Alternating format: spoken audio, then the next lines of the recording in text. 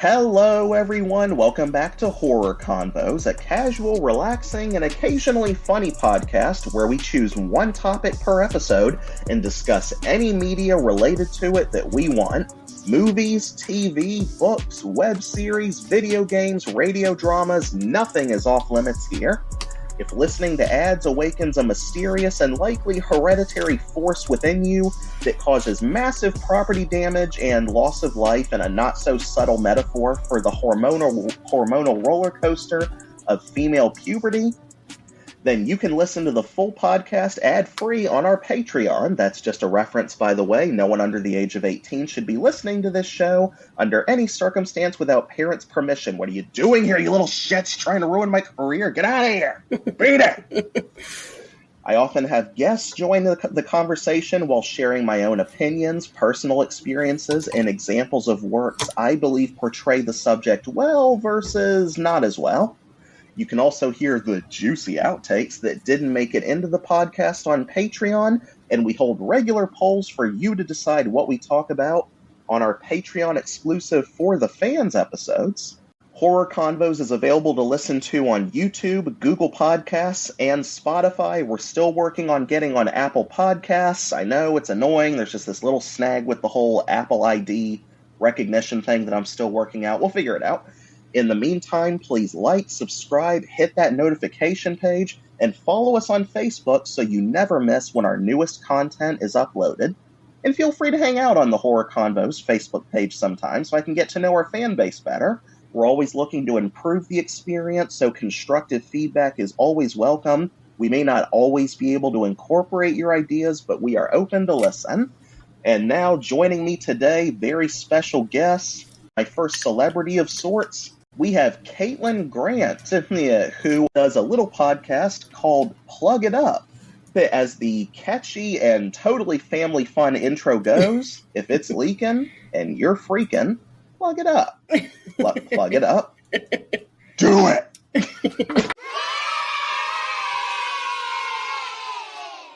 Say hello, Caitlin. Hey, thanks for having me. It's good to be here. Pleasure and privilege to have you. So why don't you tell the audience, give a little sales pitch as to what your podcast is about. Yeah, so Plug It Up is tastefully named, as I like to say, after the scene in Carrie, where they throw tampons at her after she's gotten her period, and they chant, plug it up, at her. And I started Isn't high school the best? Yeah, isn't it? Aren't high schoolers just the chillest and nicest people? Yeah.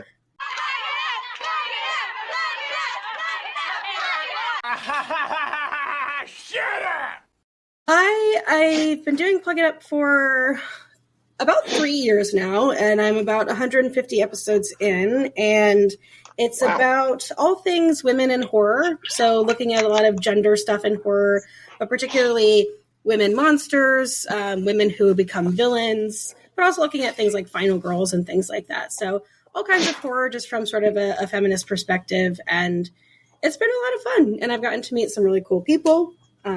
We met through like a Plug It Up adjacent type of thing that I did in terms of trivia. So yeah, it's just been a lot of fun. And I feel like Richmond is, I'm sure other cities have it too, but I'm going to go ahead and say that Richmond is uniquely situated for horror fans. We've got, the legacy of Poe here. We've got our beautiful Hollywood Cemetery, and it's just a nice place for horror fans to get together. So I'm glad that we're part of that community. Same here. That's part of my goal with my podcast is to build up a community, not just of horror podcasters, but horror YouTubers, horror lovers in general, and just have an outlet through my podcast where we can, talk about different topics, share our tastes, compare unique perspectives or whatever insights we may have that I don't know of it myself, just to inform my perspective as well. And just my long-term goal for Horror Convos is to make it a source for one big community where horror lovers in Richmond or all walks of life can just get together and communicate with each other and have fun. That's why I always say in the comments, whatever our topic for the episode is, be sure to tell me what you think about what we talk about, if you agree with my takes, the guest takes, or if you have some thoughts of your own. Please do not be shy. It helps me get future content. I'm smooth like that. Perfect segue into today's topic. Yeah, this was suggested to me by Caitlin. Brilliant idea. And hopefully the first edition of what will be another recurring topic. We love those here on Horror Convos. Is that one-off horror movies, meaning movies that aren't part of a franchise, never got sequels, and have held up as solo works. What makes one-off horror experiences work? What makes them memorable? And if they were to hypothetically be turned into a franchise, what would that look like? How well would that particular property lend itself to that approach? And how would it affect the respective fandom's feelings on that property? So today, we're first going to go over, first the question becomes, what types of horror premises lend themselves the best to sequels or franchising, just on a conceptual level? Spoiler alert! What do you think is the best kind of premise to go into with franchising in mind? I think for a long time, a lot of franchises were built around either a really popular villain. Like when I think about franchises that have stood the test of time, like Halloween, you've got Michael Myers. For Nightmare on Elm Street, you've got Freddy. For Friday the 13th, you've got Jason. You have Chucky for Child's Play. I think a good franchise can be built around a really memorable and likable, for lack of a better term, villain, or a really cool final girl, like, your Sidney Prescott's for Scream, your Ripley for Alien. So I think things that have a memorable character to follow, whether it's the villain or the hero, or the final survivor.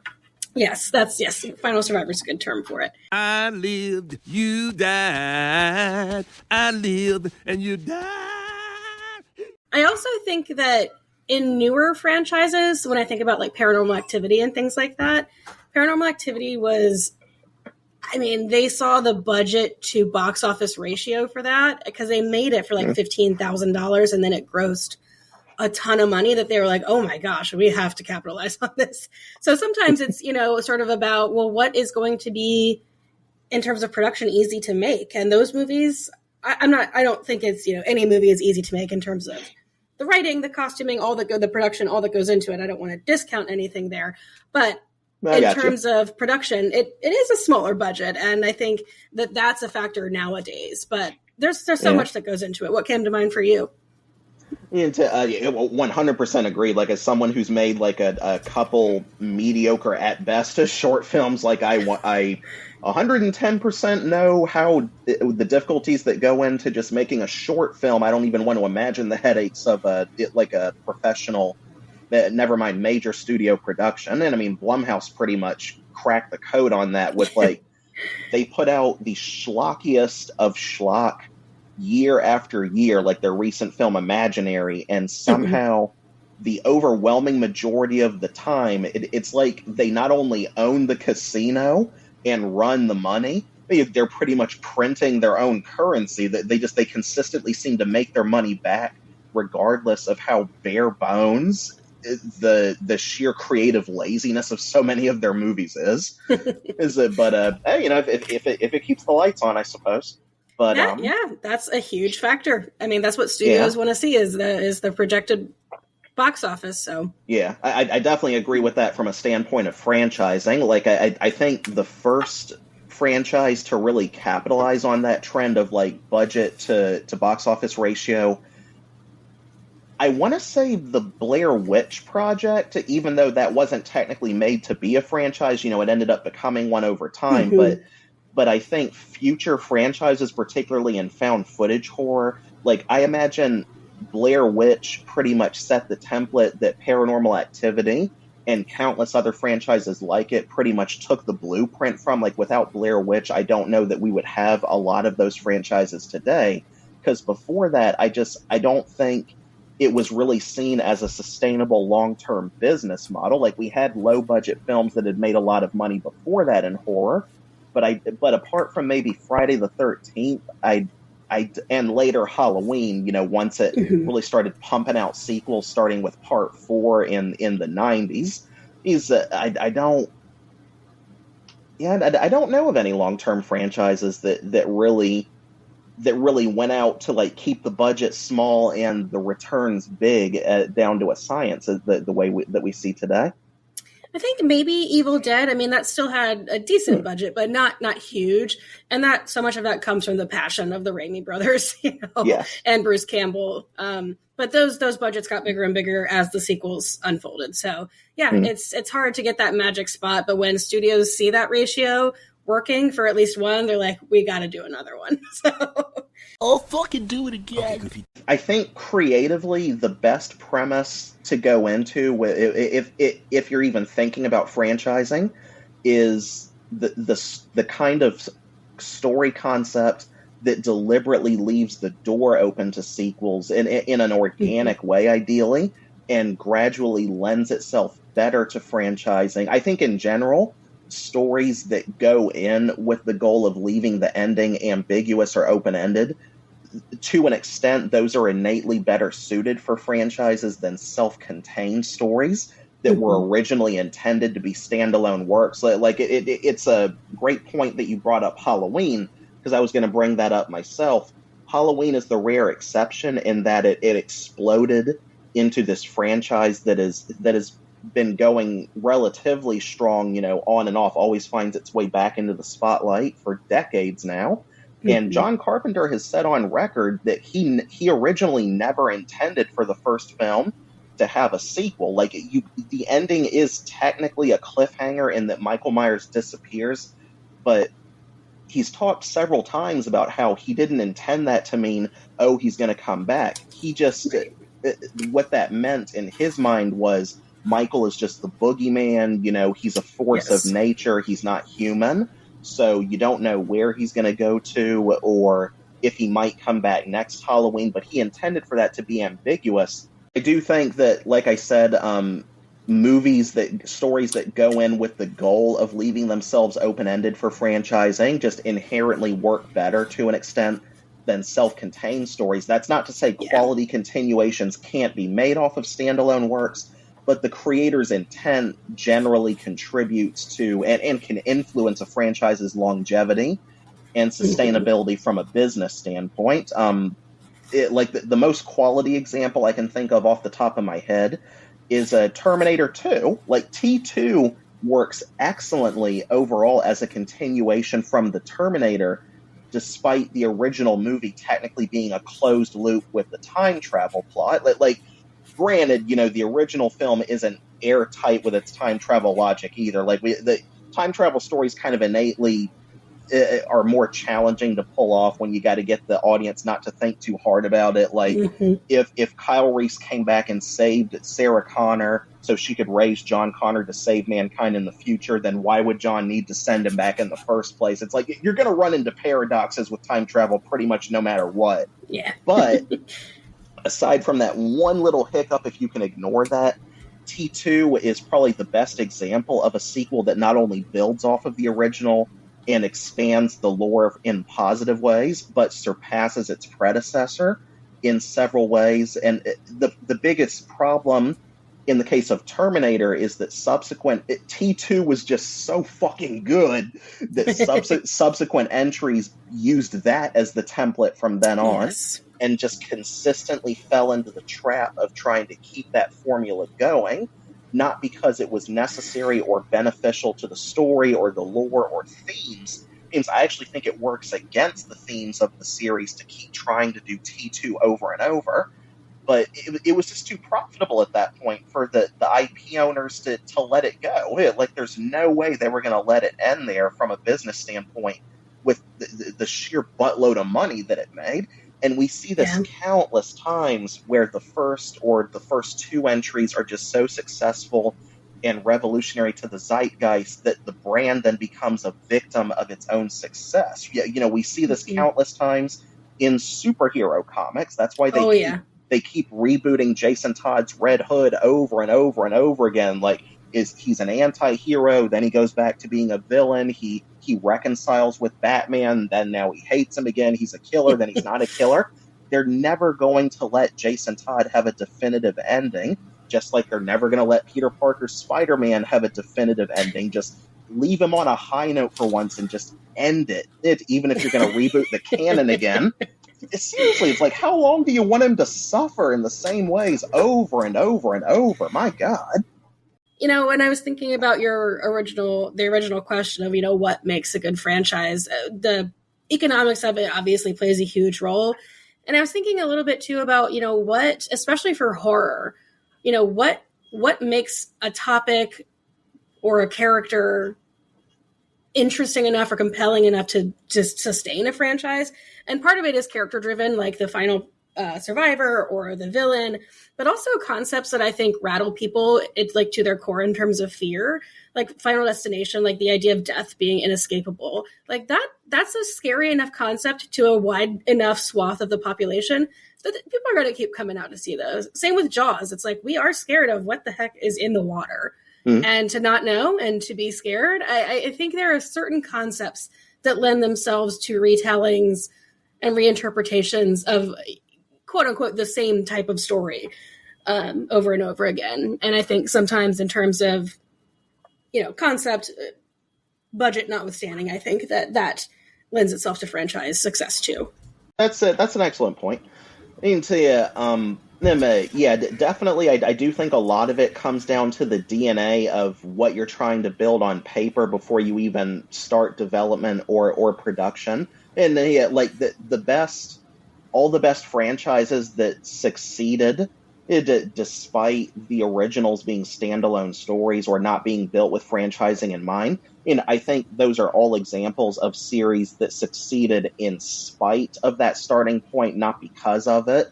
You got other examples like, you brought up, Aliens. So you got Aliens, you got Psycho 2, Predator 2, Elm Street 3, much more so than 2, because I think 2 nearly killed the franchise at one point. I personally like 2, not as much as 3. Yeah. But I don't think it's the shit sequel anywhere near to the extent that people hate on it for. It had a lot of good ideas going for it. But you've also got Tremors 2, Blade 2, Evil Dead 2, Resident Evil 2, Silent Hill 2, BioShock 2. All of those, in my opinion, quality sequels that expanded on or outright surpassed their predecessors in meaningful ways and ultimately benefited their respective fan base while helping it gain more room to grow.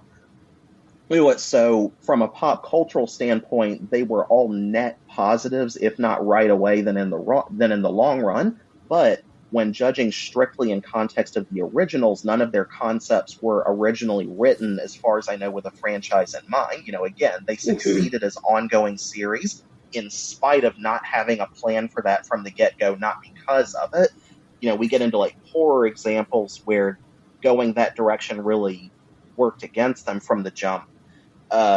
In my opinion, stories that did not lend themselves well to franchising from the get-go were Pet Sematary 2, one of the worst sequels just ever made. I do not know how that piece of shit got off the ground, and I feel so bad, not just for Stephen King, but for Mary Lambert. I guess I don't.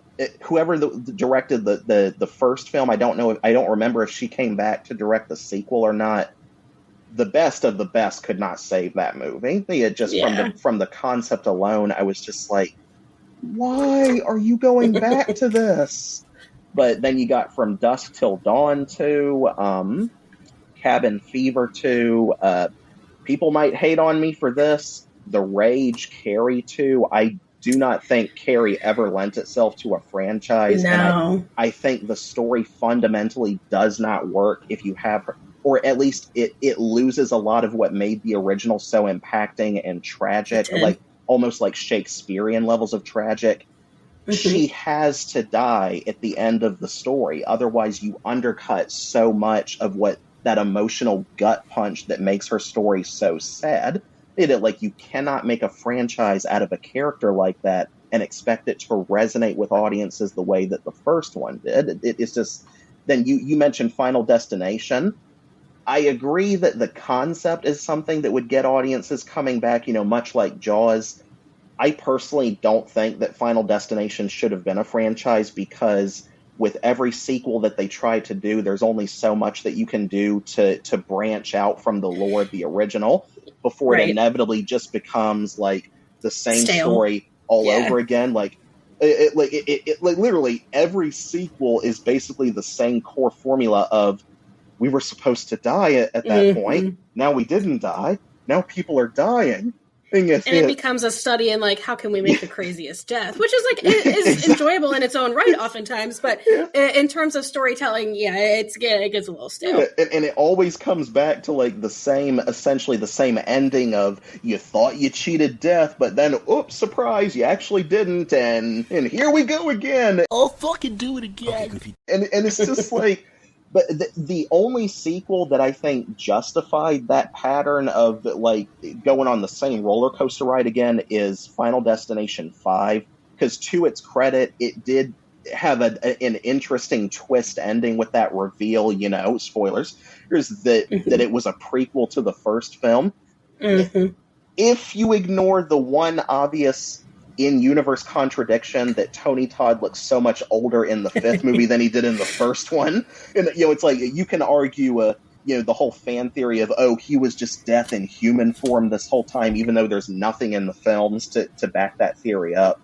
It's one of those things that, like, it works as long as you don't think about it too much, but aside from that, I just think Final Destination would have been better off ending with the first one. And Scream 2, very controversial take. I brought this up when I was a guest speaker on Horror Movie Talk.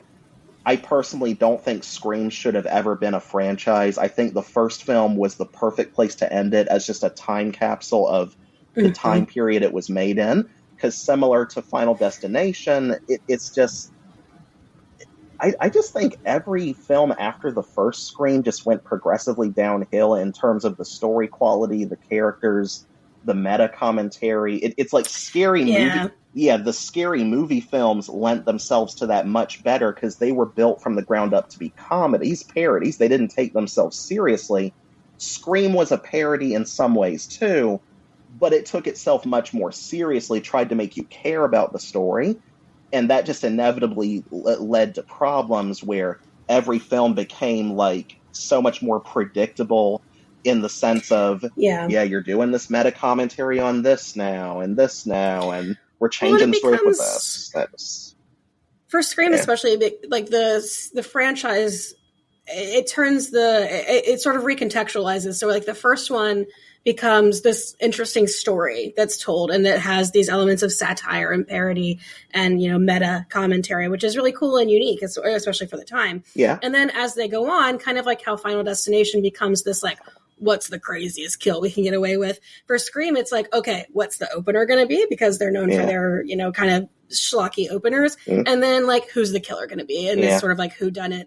And that's okay for it to pivot sort of what it's... Because now that's what I look for in a Scream movie. When I go to Scream now, I'm not expecting outstanding, unique storytelling. I'm like, what's going to be the crazy opening, and how am I going to figure out who the killer is? So sometimes the franchises and sequels, they sort of recontextualize what it's going to be going forward, and that's okay. It just it's different, and it's a change. Yeah. The biggest caveat, I think, to that approach is that the more you pay attention to the horror zeitgeist of the time that the films are coming out in, and, like, the more predictable it becomes as to what the roles or the tropes and even subversions of tropes are going to be. Like Scream 5, for instance, as soon as that movie started and they went into the whole commentary on elevated horror with, like, the Babadook and Hereditary and stuff, and then it gets into this theme of exploring the nature of toxic fandom and requels, reboots, whatever. It's like...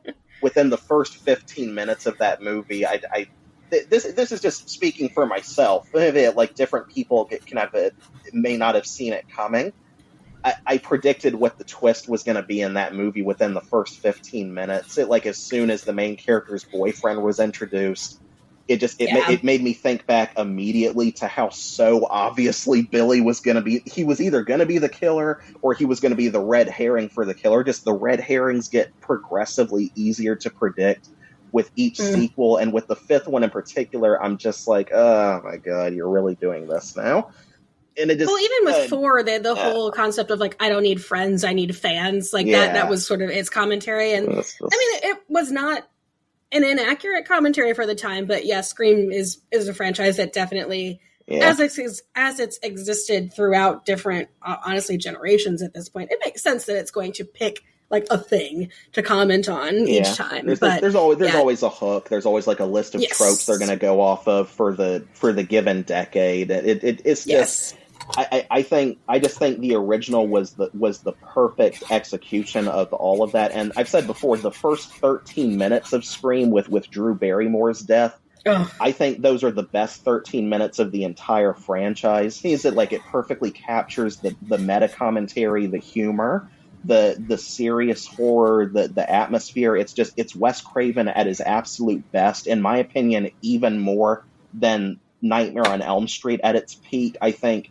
his skill as a storyteller and a horror conveyor just peaked with the opening of Scream, and everything since then has essentially been trying to recapture the magic of that. It's like Wes Craven came back, I believe, to direct Scream 4, and even with him back at the helm, he just couldn't quite recapture it, because it's almost an impossible act to follow up. Like, it's just such a masterwork of just perfectly setting the tone for what you're going for. And it's same thing with the original Saw. It's like Saw 2 is very much similar to Final Destination in that, like, so many people blame the series as a whole for the popularization of torture porn. And I tell people over and over when they bring this up, because I'm passionate about this. You know, my dad and I saw almost all the films in theaters, and we still agree that the first one is the best. The first Saw is not that bloody. Like, if you pay attention, there's most of the violence in it, you either see it for a split second with like that flash speed editing, but 9 times out of 10, the violence is off screen or implied. It's like the over the top, or the threat of with the kidnapping. Like it's sort of like hostage situation violence. I love Saw. I'm so glad you love Saw 2. And I also love the sequels. They're different, and like I like them for different reasons that I like the first one. But no, I know exactly what you're talking about. I had fun with the sequels. The only one I like that I own alongside the original is 2, because I think if you, like, again, I don't think the original needed a sequel in the first place, but if you had to make one, 2, in my opinion, would have been the perfect place to end it. By 3, I thought they were stretching it too much. Like, as long as Tobin Bell is breathing, they're probably gonna at least try to keep making films. But I had fun with the sequels for what they were, as this progressively bigger and bigger amusement park ride of over-the-top gore. But it's like, anytime someone brings up the torture porn criticism, I'm just like, blame the sequels for that. The original did not start that. Like, the first film is very much like a more isolated psychological horror thriller with a little tidbits of gore here and there. But compared to even Saw 2 onward, it's like a night and day difference if you pay attention. And I think it may have been, I don't know if Mandela effect is the right term, but I think audiences' perception of the original was just very negatively impacted by the legacy of the sequels. Yeah, which is a shame. I would very much agree with that. But apart from that, the only examples I can think of for like really piss poor choices to try to make franchises of would be The Exorcist 2. The Hitcher 2, who, I love the original Hitcher so much. Like, Rutger Hauer that film made him, like, in some ways more so than Blade Runner did. Just he was so, just like a similar to Michael Myers in some ways, just a force of nature with the screen presence that he carried. You know, Sean Bean did his best with the remake, but just, it was like Chloe Grace Moretz in the Carrie remake. Yeah. You just set them up for like an impossible task to try and, carry on, and from the performances in the original.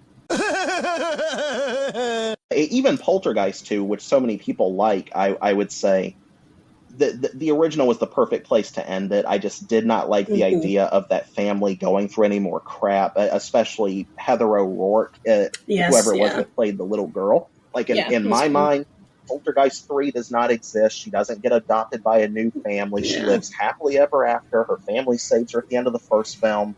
And that's it. Nothing else. Yeah. Well, and I think of things like, I don't know if you ever saw American Psycho 2, which has Mila Kunis as the star. And she's sort of like a protege of Patrick Bateman's, sort of by her own design. And I remember being so I'm 34, and this must have been when I was in high school or maybe home from college one summer. But I remember seeing American Psycho 2, and I was like, oh my God, there's an American Psycho 2, and playing it and then being like, oh no, this was not a good idea. And, that's one that was not well suited for a sequel for me, but yeah. Oh, and Sleepaway Camp. Like, as many times as you brought that up at horror trivia, like, we can't not mention that. What of all the things to make a sequel to, and I think like the third or fourth film, they bring the original girl whose name I always forget back. She's doing the Angela. The animal face again, and it's just like, yes. What in the hell were you thinking? Like, how could you possibly have thought this was going to go well? Yeah, and at that point, they're just banking on the fact that the fans have love for Felissa Rose and for, I Know What You Did Last Summer. They did the same thing with, like, I Still Know What You Did Last Summer was okay. Again, not necessary, nowhere near as good as the original. At the very least, it was serviceable. But with I'll Always Know What You Did Last Summer, they changed the genre of the whole series by turning Ben Lewis, or whatever his name was, the fisherman, into a zombie. And it's just like, they do this whole red herring of, oh, it's a copycat killer because there's no way Ben Lewis can be back. And you think, did he survive all those gunshots? Was the ending of the second one just another bad dream Julie was having, like the retcon they did at the end of the first one that allowed the sequel to happen? And then they reveal him in this zombie makeup at the third act. And I remember when I first saw this, I was just like, fucking serious? Oh, my Lord. I don't like change!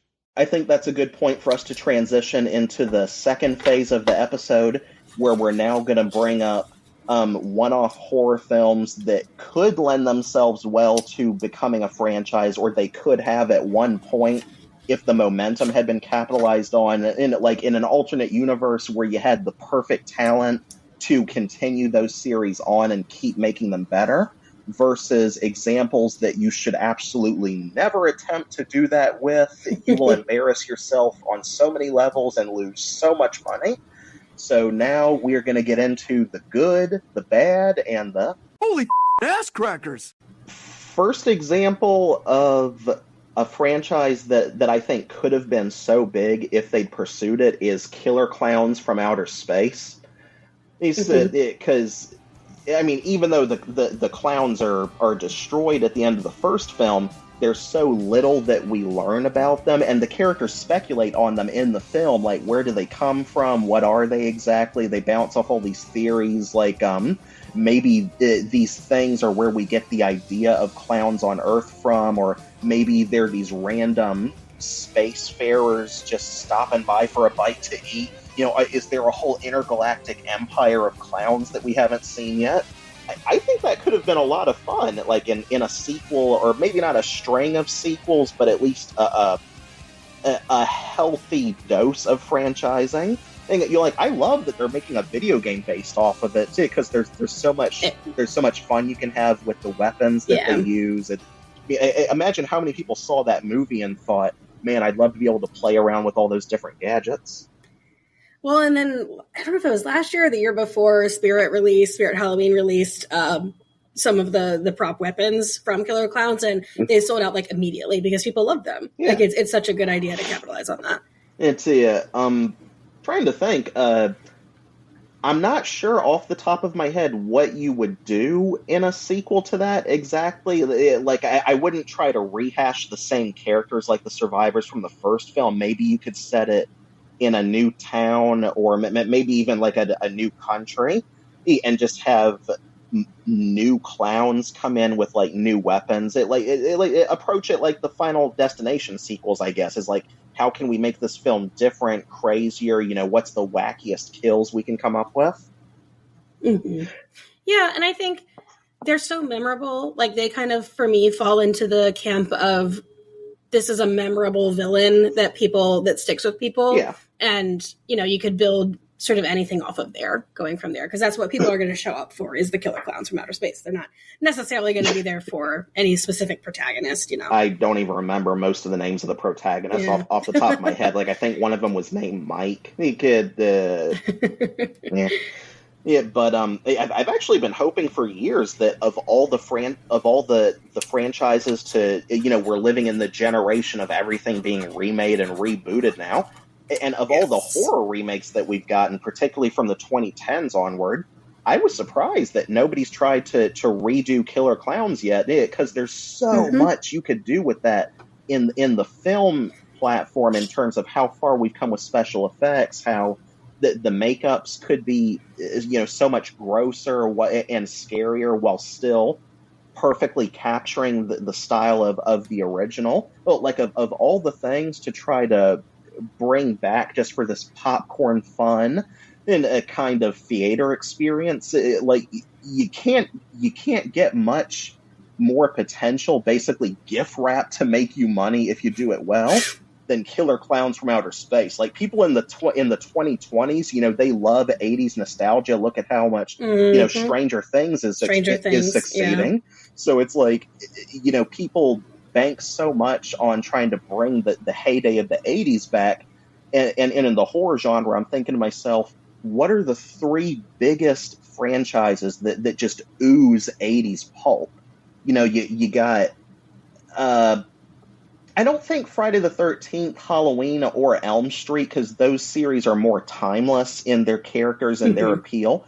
But in terms of a horror franchise specifically that's just a perfect time capsule of the tone of the 80s, you've got Killer Klowns, you've got The Lost Boys. That film is like so head over heels 80s. Yeah. Yeah. There's a few. I can probably think of them maybe for a future episode. Like horror IPs that perfectly encapsulate specific decades. You know, the 80s, 90s, etc. I feel like Slumber Party Massacre. Like, when I think of 80s, I think of Slumber Party Massacre. Yeah. Yes, 100%. Yeah. I can't believe I forgot Slumber Party Massacre. I actually don't remember the last time I watched one of those. I'm familiar with it. I don't know if I've actually seen any of those all the way through. I should go back and watch those. They're fun. I like the second one quite a bit, even though it's off the rails, which is that's kind of a theme for like sequels. They get further and further off the rails because they're trying to do more and more to like outdo what came before it. But it's always a balancing act. Like, if you make it too much like the original, people will complain that it's too safe, it's too much of a rehash. You make it too different or too over the top, and then it's like there's always like you're doing too much, or got to find the magic spot. Yeah. Well, and it's kind of, this almost doesn't count since we know that it's getting a sequel now. But when Talk to Me came out, Talk to Me was, I love a cursed object type of movie. We were watching Polaroid last night. It made me think of Wish Upon. Like, I just think cursed objects are underutilized in horror. I feel like a lot of times it lends itself to stories within an anthology or I don't know. But I love a cursed object movie, and I really loved Talk to Me. Yeah. And I knew when we got Talk to Me that I wanted more. And you know, I didn't necessarily know if I even wanted it from The Hand itself, but we're getting a prequel to that, and I am very excited about that. Like, that the concept of a cursed object, I think, lends itself to sequels because it had to come from somewhere, and it's gonna go somewhere unless it's destroyed. So I think any kind of cursed object movie lends itself to franchising. Yeah, cursed and or possessed objects really have been like a staple in horror. Annabelle. I was going to say Annabelle, but if you take it, you can incorporate, you know, cursed dolls or even possessed dolls into that as well. Like, Chucky fits into that somewhat, especially in Bride of Chucky when they bring up the amulet of Dambella that, you know, was conveniently never mentioned in the first 3 films. We never saw him wearing it. Like, we need this to change bodies, and it's like, yeah, sure. Whatever you say, and anything to get more Chucky. But the only other example off the top of my head that I can think of for what would have been just a perfect template for a franchise is John Carpenter's The Thing, specifically John Carpenter's iteration, because and unofficially there are technically already sequels to it. Like, you had The Thing video game for the PS2, I believe it was, that is one of the most underappreciated masterpieces of all time in horror games, because it perfectly sells the paranoia of not knowing what character in the game is one of the aliens in disguise, and the story pretty much perfectly fits, at least for the most part, as a follow-up to where the 82 film left off. And it kills me that nobody has tried to. They did in 2011. They did do the prequel. That I had fun with it for what it was, even though it's thoroughly inferior to the Carpenter film pretty much in every aspect. And it's not entirely their fault, because you watch the behind-the-scenes stuff, a lot of the effects for the alien were originally supposed to be practical. You can see all the props they were making and the prosthetics. The direction to take it mostly, if not full CGI, if I remember right, came down to complications with the budget. It like something went wrong during development or production. There are documentaries online you can find that explore all of this in depth, like on YouTube and such. But basically, they just got dealt a shitty hand, and they made the best of what they had to work with. And to its credit, I do enjoy the film in that it sets up everything we saw in the original. Well, in terms of, they go back to the laboratory base where the thing was first found before Kurt Russell's group find it, and you see these misshapen remains of like the two-headed one. And you go through this base, looking through all this wreckage, just like, what the fuck happened here? So in that respect, it depends on, as a fan, if you like that they explored and fleshed out those events, or if you dislike that and think it works better when those events are left mysterious up to the imagination. I personally didn't mind that they fleshed out what happened, and they teach us more about how the creature works. It's fine as a companion piece to the original if you just want more of that universe to enjoy. Yeah, but there's a comic, I believe, as well, either a comic or a novel that went into these grand ideas of the thing making it off the Arctic base, and I think it infected like a whole town or something. They ended up like blowing it up or whatever. Mm-hmm. And there's all these ideas you could do with introducing the alien into a new population or a larger population, and I don't know why they never pursued a franchise with that. Yeah, I don't know. I mean, I kind of think of, and now we are getting a sequel to it. So again, like, I guess in my head, this was an idea, or maybe it came to me after it was announced, but It Follows lends itself to, just by nature of it being a communicable, spreadable thing. I feel like It Follows lends itself to sequels. And now they've announced that we are getting another one. So I did see that. Yes. I don't meet a lot of people who love It Follows as much as I do. And like I watched it with my mom before, and she's not as much of a horror fan as I am. Like a lot of the horror films I get into, she either just doesn't resonate with them or she thinks they're dumb. And it's just not her preference personally. Like she thought the first It Follows was one of the dumbest things she'd ever seen. But for people who, it's not that she didn't get it, it just wasn't her thing.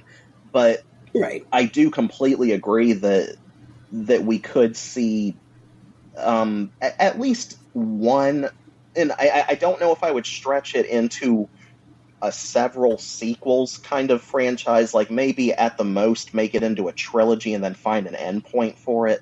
But I do definitely think there's more that could be done in terms of the entity, and it leaves so much to the imagination as to what we haven't seen from it yet. We saw a few different forms of it in the first film and touched a little bit on the lore of how it works.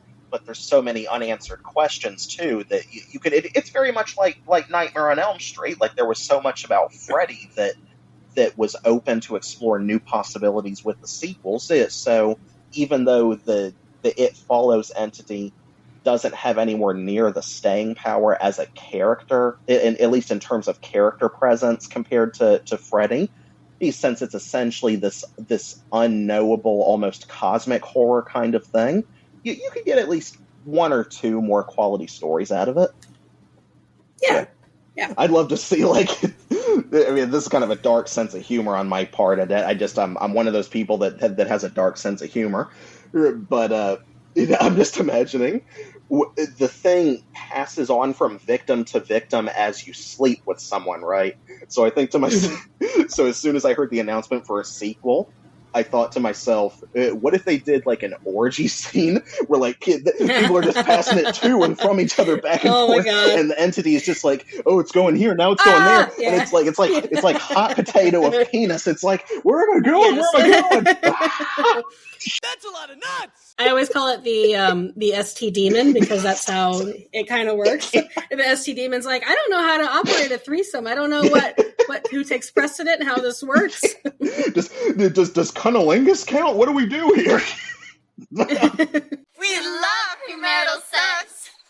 That's kind of an extreme example, but I do hope just the sentiment behind that is that I hope they'll come up with creative ways to expand on the lore of this thing and how people can come up with different ways to at least try to survive it, or perhaps divert its attention away from a particular character, or that maybe even explore the history of it, because that was one of the most intriguing, that was the most interesting part of the concept, in my opinion, was treating a horror entity like an STD.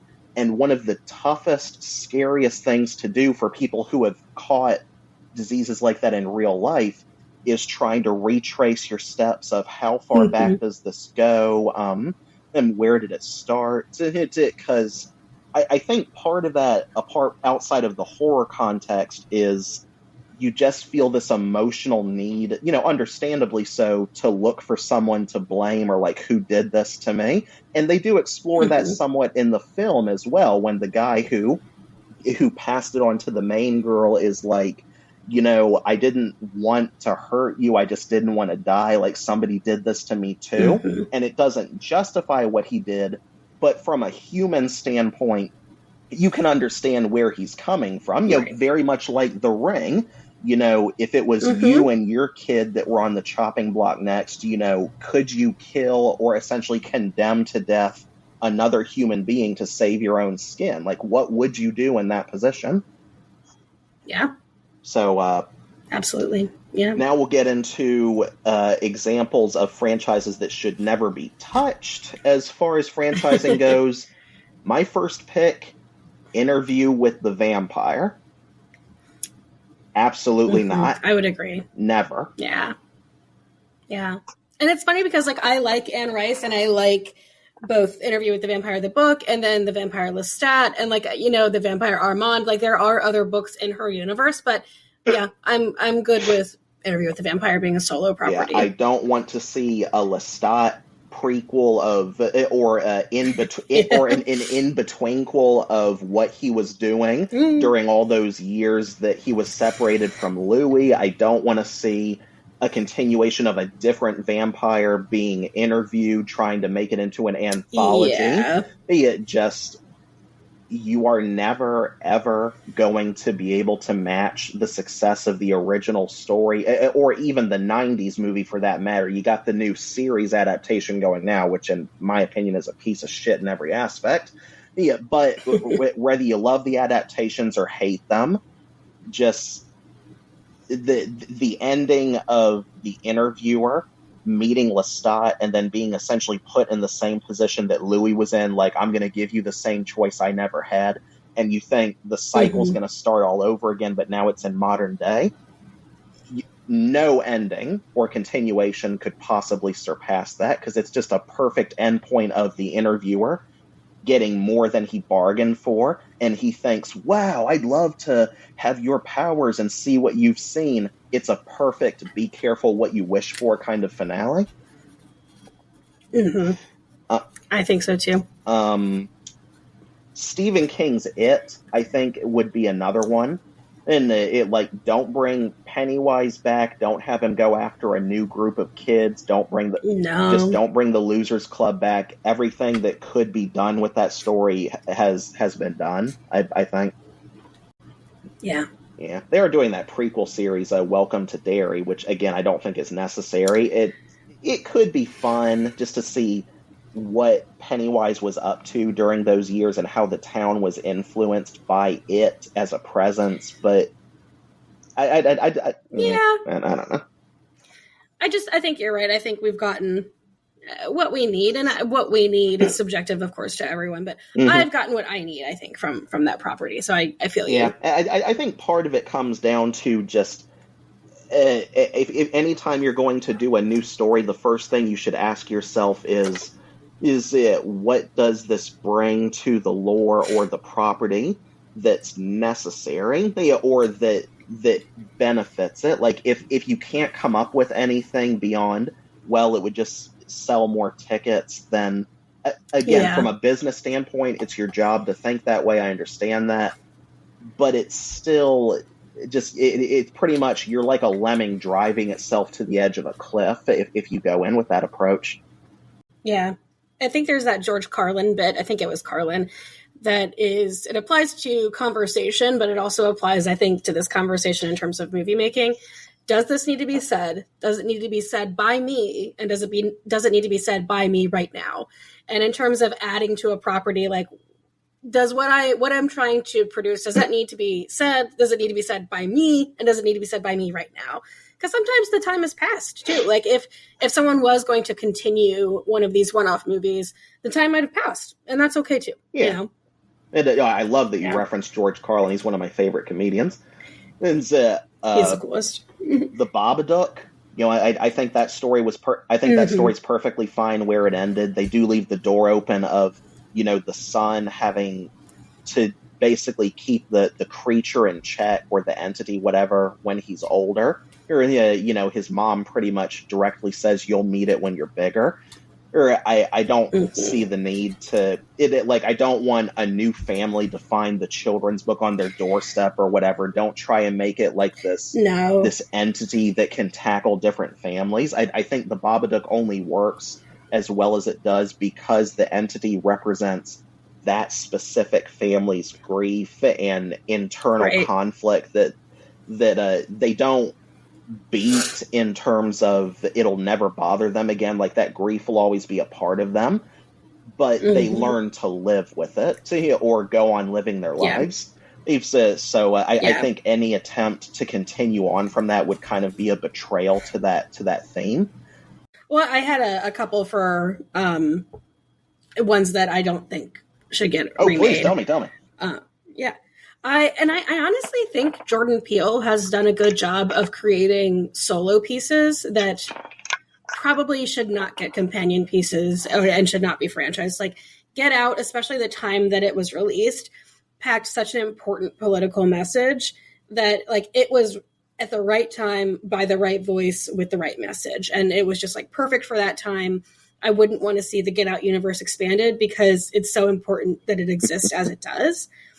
And I think about I really liked Us and I liked Nope. And both of those are ones that could be expanded. Like, you could tell other people's stories within what was happening during Us, or you could tell, sort of a different perspective or a different time period from the creature from Jean Jacket in Nope. But I feel like his properties, you can kind of tell that he set them up to be these singular individual movies, and he has his canon of what he makes, and it's incredible. And it's like, I don't know, there's such an ownership there that I don't think other people are going to try to touch it. Like, there's a respect for what he's doing. I agree with that. Some of the other ones, have you seen The Invitation? Which one? There's several horror films called The Invitation at this point. Yeah. Not the vampire one, but the one from 2015 that's Karen Kusama and the Red Lanterns and a dinner party.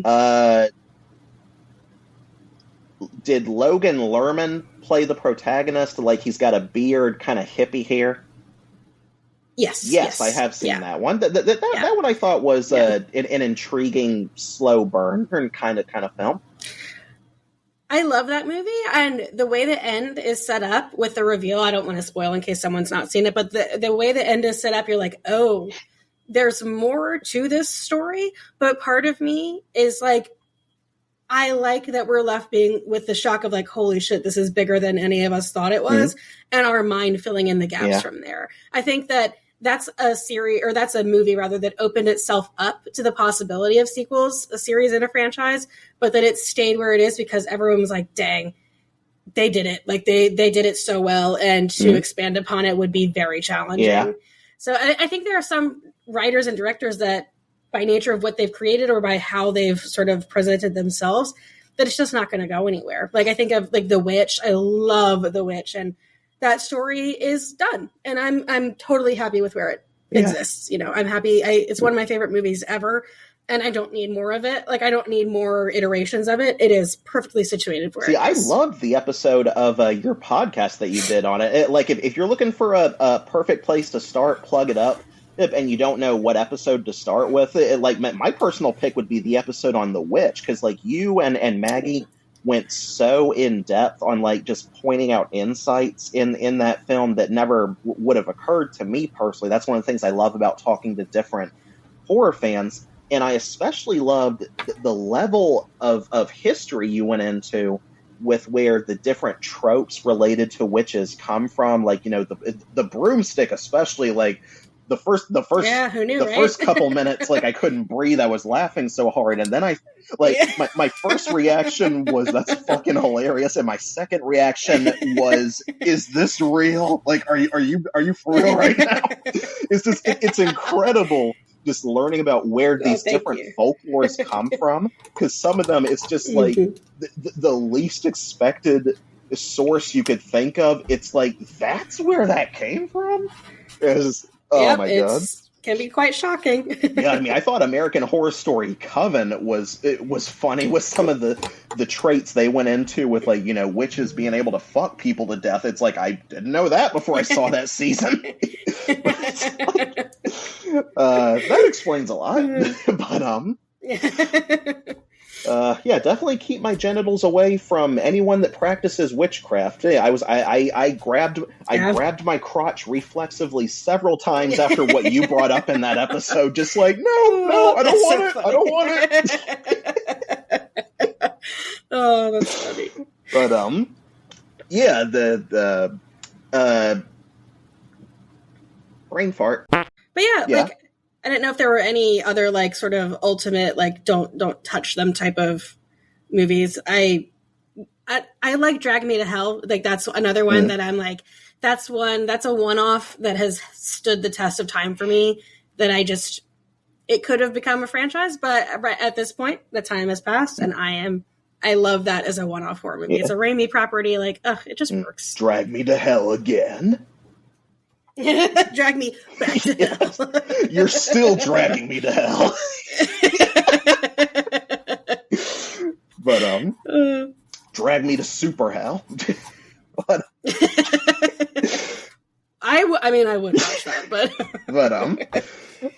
they had what was I gonna say? Oh, now we come to my number one candidate for the absolute worst thing to make a franchise out of ever. I don't think anything's going to top this. I saved the best for last. Yeah, drum roll, please.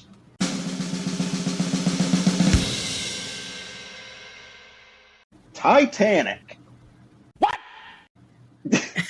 and I shit you not, they made not one but two sequels to it, and they are both horror movies.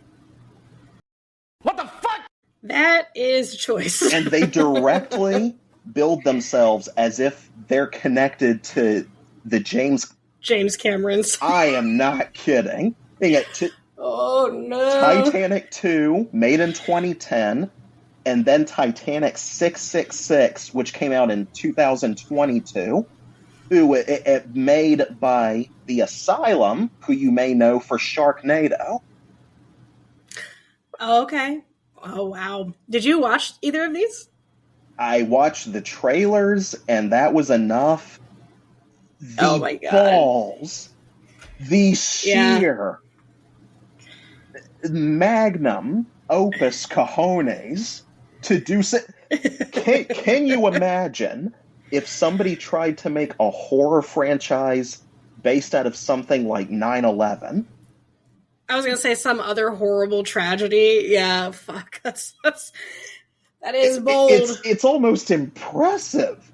Just the levels, the sheer absence of fucks and willingness to give them that would drive you to think, yeah, let's make a sequel to one of the worst real life disasters in human history. Oh my God. That's so funny. It's like, I've seen horror movies based off the Holocaust that didn't go this unapologetically depraved. Like, a lot of people might bring up, Red Snow, zombie Nazis. That's one thing, but to my knowledge, and I didn't mind it. it is what it is. You get to kill Nazis. How is that how is that not a good thing in fiction? The premise of a period piece or connecting to a real life disaster, I guess it can work depending on how you construct it. But this is not, we're dealing with haunting or zombies that happens to connect to the Titanic. That would be insensitive enough on its face. No. You have a new ship. You have new icebergs that they mirror the real life disaster as much as possible for their premise with these movies. What an interesting choice. I definitely need to go watch the trailers, because that is, the balls on these guys. That is an insane thing to do. And that's a lot of nuts. Also a unique thing. I don't think people are going to try it. They won't have competition. Someone in the industry, I dare you. I fucking dare you. Please. Somebody was like, damn it, why didn't we think of this first? Can you imagine the shitstorm that would be on Twitter? I refuse to call it X if you tried that today. I do too, yes. I don't know how they got away with that in 2022. The only explanation I can think of is that so few people heard of it. Yes. Yeah, I think probably just went so under the radar, or was taken so unseriously. You know what this is? You remember, I don't know if you grew up with Family Guy the way I did, the episode where James Woods stole Peter's identity, and he does the same thing to James Woods advertising this new movie he's doing that basically would be a Lampoon-style parody of 9/11. Oh, God, yes. This is basically that. If it wasn't a joke, like you actually tried to do it. Nothing. That is an apt comparison. Nothing is sacred. I swear, the longer I live, the more I realize just nothing is off limits for some people. Well, yeah, I always say the day that the Queen died, Twitter was a lawless place. Good Lord. I remember the memes. I mean, I am an absolutionist when it comes to free speech and freedom of expression, but Jesus Christ, there's some things you just, maybe you don't want to exercise that freedom with. Like, maybe you're better off just, like, what in God's name are you trying to prove? 'Cause fuck them, that's why. And it's just so funny, too, because, I mean, people took issue with Titanic, James Cameron's Titanic, being a spectacle, and there's that whole idea of, like, can we truly enjoy media that's based on something so tragic? And, there was all that controversy around that alone, but at least it was a self-contained story without the opportunity or without the imagined possibility of them being like, what if we did it again? Or like, what if there was more for us to tell? And then people were like, please, God, stop. and to his credit, at the very least, I mean, I'm of a similar opinion that Titanic didn't need to be the spectacle that James Cameron made it into, at least in terms of having the Romeo and Juliet on a boat, like, doomed romance thing. Like, the best parts of Titanic, to me personally, are the ones that focus on the ship itself recreating, just immersing you in the time period and, like, like they put so much work into recreating the ship and the costumes, the attire, Yes. and general societal feel of the time period. That's to me Yes. the best thing about the film is just the attention to detail it put into respecting that time and recreating the disaster with as much attention to detail and really selling the human tragedy of it as much as possible. I do not think you needed Jack and Rose in the story at all. My friend Tony, who I've talked about with this before, has suggested what I would have preferred is something more like The Unsinkable Molly. Like if they had just focused on characters that were based on a family that were actually on the ship, and like maybe most of them died, but there was one survivor, like a little girl who grew into an old lady telling the story. That I personally think would have worked much better than the whole, I jump, you jump, don't you? I love you, Jack. Right. It's like I don't blame Leo DiCaprio or Kate Winslet. Like they're great actors. But every time it cut back to their story, ever since I was a kid, I personally thought, do we really need this? Like, is this really... like, you have an interesting enough story with the Titanic itself. Can we go back to that, please? Yeah, show me the rudder coming out of the water and, the sort of what happens to humanity, or sort of show me the lack of humanity, I guess, that happens when a disaster strikes. Yeah, there's enough there on its own, for sure. I think that is going to do it. I hope you all enjoyed. A big thanks to the lovely Caitlin Grant for doing me the favor of lending my podcast clout by being a guest. Just hope we can have her on again sometime. Thanks again, and so much for coming on and for suggesting this topic, Caitlin. No, I love the whole concept of your show. I think, pre-COVID, we had the RVA Horror Club, and it was just always so nice to go see movies with other horror fans and then sit around after and talk about the movie we saw or anything else that came up. And it's just nice to have a space to do that and to listen to that. So I love what you're doing, and I appreciate you having me on. I do want to do that as well, like expanding off the podcast. Like at some point I want to do horror community reactions, like commentaries to different movies. Maybe I don't know really how Twitch works. Like I don't have an account on that yet, but maybe I could try to organize something where we could either discuss our thoughts on a movie we saw, or have people watch along with us. Say like my friends at Horror Movie Talk used to do that, so I'll have to pick their brains about how maybe I could. Yeah, or like Discord, maybe. Discord I've done before for like watch-alongs and watching chats. God, I haven't been on Discord in years. I think I still have an account on that. I definitely still have a bit of a learning curve to do as far as figuring that stuff out. And it's always changing. Yeah. This has been our episode. For today. Our first edition of Horror One-Offs. I hope you all enjoyed. Like and subscribe so you never miss when our new stuff is uploaded. And again, if you want to hear the stuff we talked about that didn't make it into the podcast, you can find that exclusively on Patreon. And if you have any suggestions for horror one-offs that you think could have been a franchise or should never be a franchise, and you'll set a fire if somebody starts trying, just a joke. Please don't be shy with your comments. I may not get to all of them, but I read as many as I can. And because this is more than a podcast, it is a dialogue between horror lovers. Horror Convos is available to listen to on YouTube, Google Podcasts, and Spotify. So good night, be well, until we talk again.